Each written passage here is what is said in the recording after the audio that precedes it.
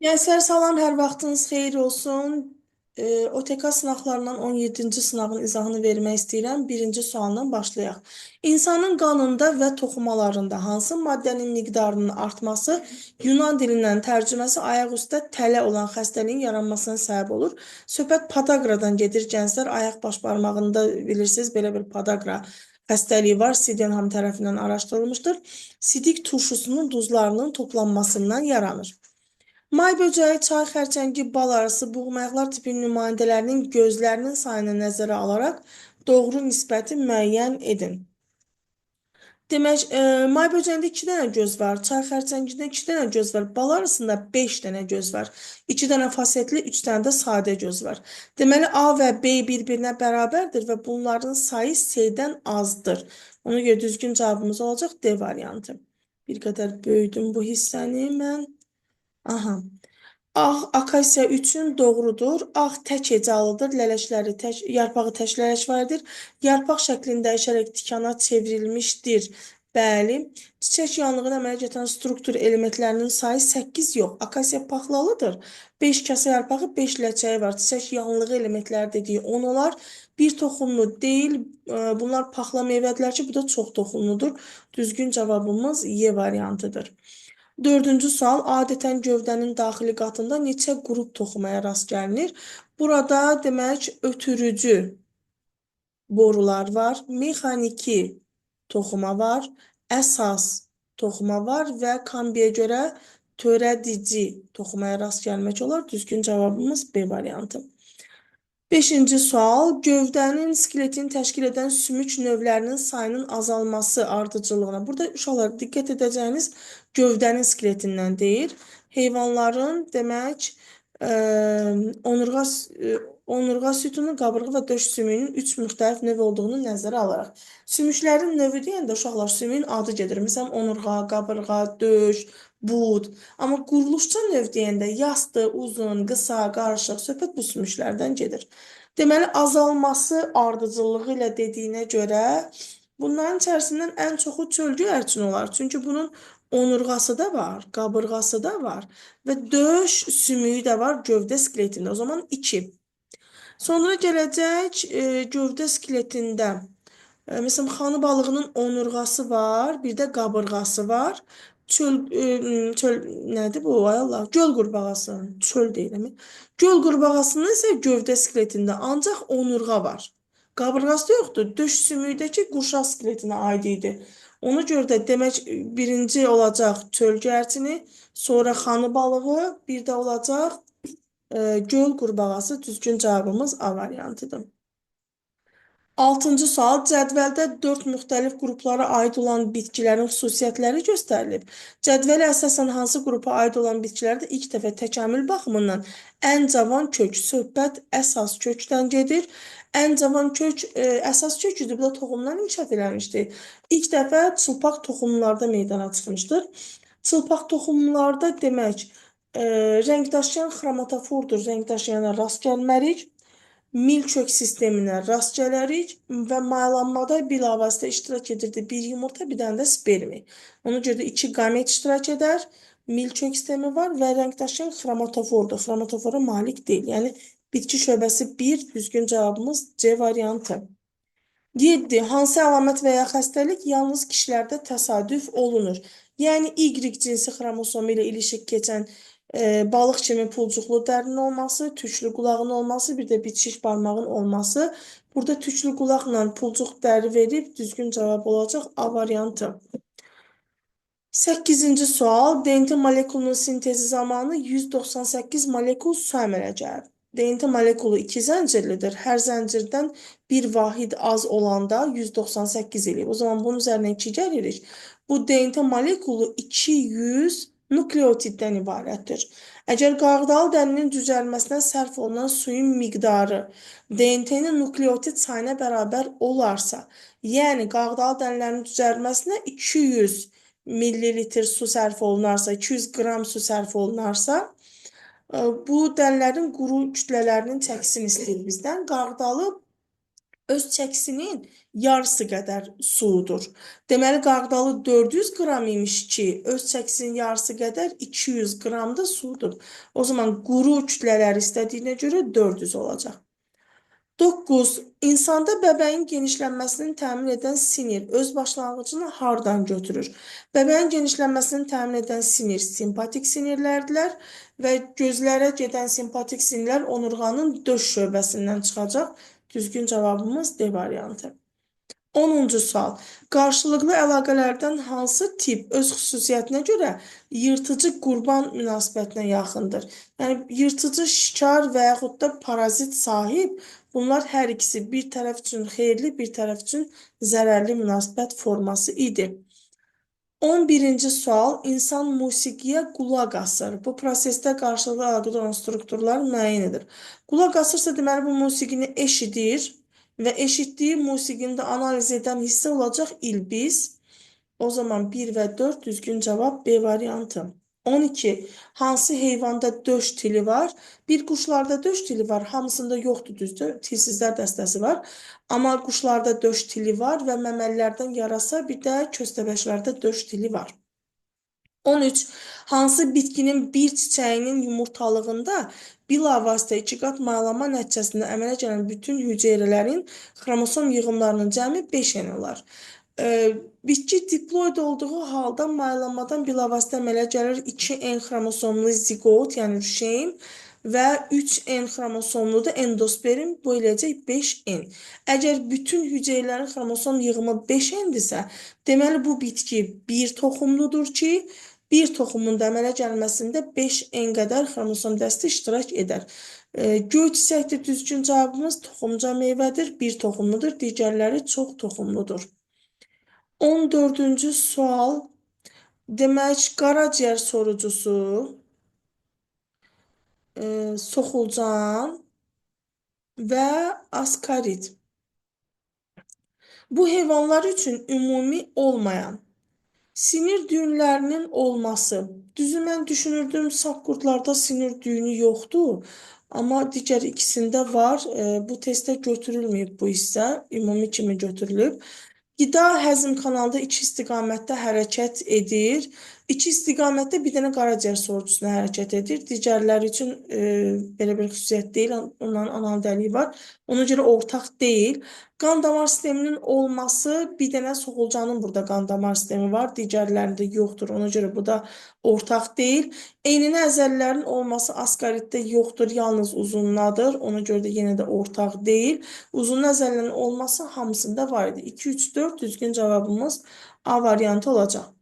15. İnsanda neçə növ sümük bilavasitə çanaq sümüyü ilə birləşmə əmələ gətirir. Bax, gənclər, bu bir çanaq sümüyümüzdür. Buradan birləşir onurğa sütununa, düzdür.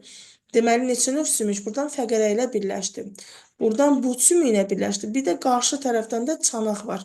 Bir də öz çanaq sümüyünə birləşir. Ona görə də 3 növ sümük çanaq sümüyünə birləşir. 16. Normal halda toxumalarda 4 qram xolesterin sintez olunduğu müddət ərzində bir gündə bir sutka ərzində toxumalarımızda 1 qram xolesterin sintez olunur. Əgər 4 qramdırsa, deməli 4 sutka. İnsana minimum nə qədər C vitamini lazım olar? C vitamini sutkalıq norması 50 mg və 100 mg idi. Minimum dediyinə görə 50 ilə götürürük. 4 sutkada 50 milliyə vuranda 200 mg sutkalıq A vitamini lazımdır.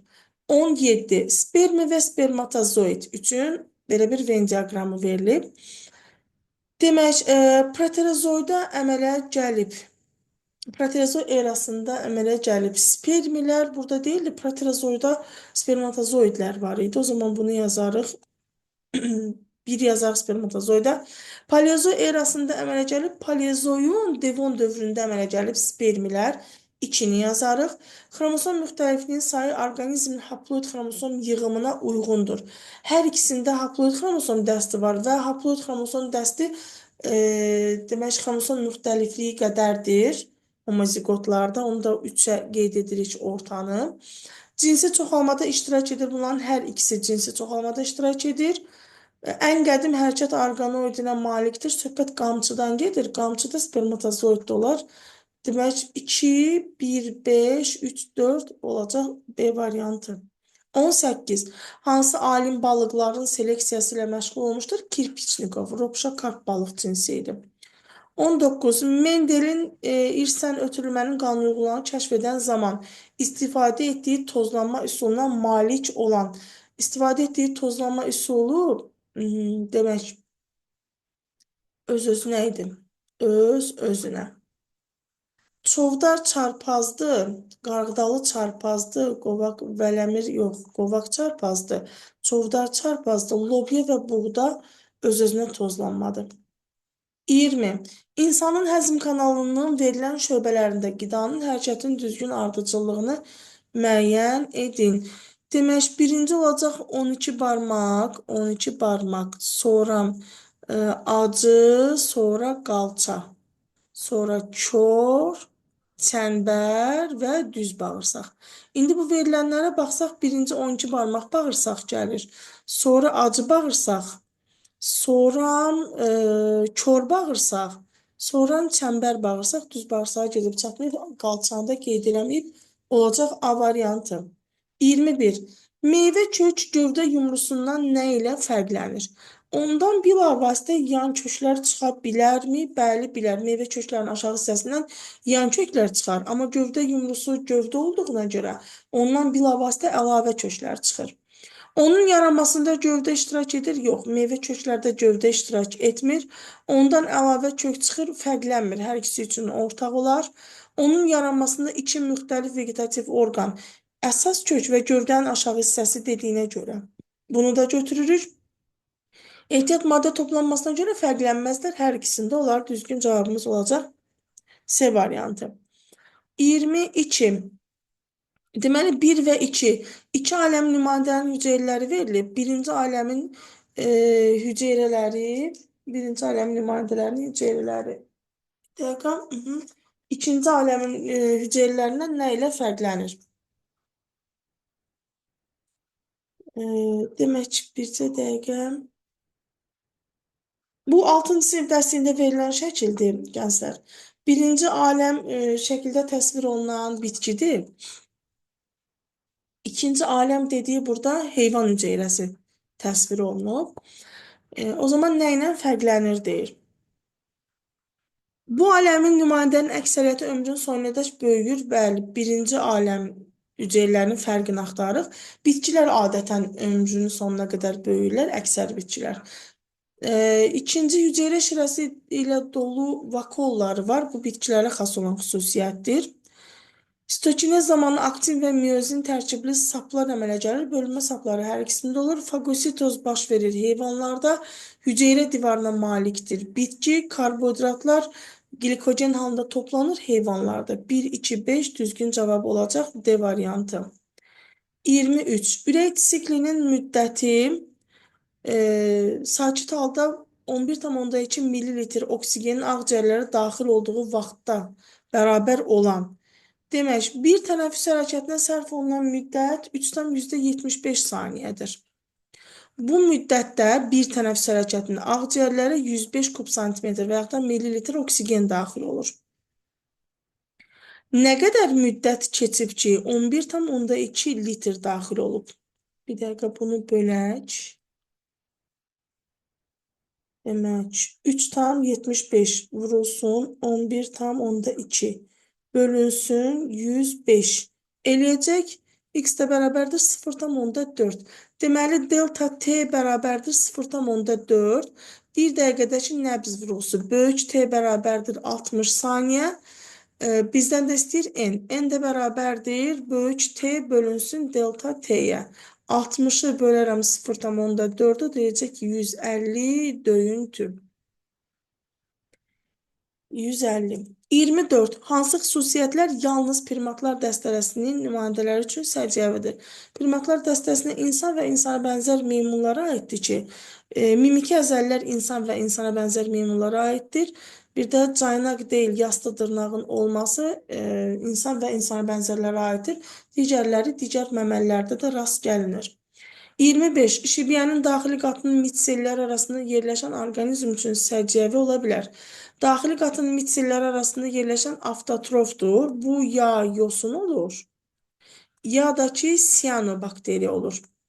Tərkibində maqnezium maddəsi ola bilər. Xlorofilin tərkibində birləşmiş maqnezium var strukturunda. O zaman 1 aiddir. Heterotrofdular yox. Burada göbələyin özü heterotrofdur. Biz avtotrof orqanizm axtarırıq. Hüceyrə divarında xitin olur. Yosun və siyanobakteriyalarda xitinə rast gəlmərik. Hüceyrə divarında produsentlər bəli avtotrofdular. Hüceyrədə xloroplast olmaz. Xromatofor ola bilər. Ona görə düzgün cavabımız 1 və 4. 26. Louis Pasteur'in xidmətlərinə aiddir. Louis Pasteur müasir mikrobiologiya və immunologiyanın banisidir. 11-ci sinif dərsliyində o kolbaları qaynatdığı paraqraf var, həyatın əmələ gəlməsi. Orada demək, Pasteur haqqında verilən məlumatın içərisində qeyd olunur. Quduzluğa qarşı vaksin icad etmişdir. Bəli, 1885-ci ildə idi bu. Təbii çiçəyə qarşı vaksini peyvəndi Edward Jenner idi. Ekologiya termini Hegel idi. Müasir dövrdə həyatın öz-özünə yaranmasının mümkün olmadığını isbat etmişdir. Həmin o kolbaları qaynatmaqla. Təbii yaradılış tarixi də bunun deyildi. 1, 2, 5 olacaq düzgün cavabımız. 27. Coğrafi və ekoloji növ əmələ gəlmə verilib. Arıquşunun 5 növü bu növ əmələ gəlmə ilə yaranıb ekoloji növ əmələ gəlmədir. Arıquşunun yarım növləri desəydi, o coğrafi olacaqdı. Arealın genişlənməsi ilə populyasiyanın sayının artması coğrafidir.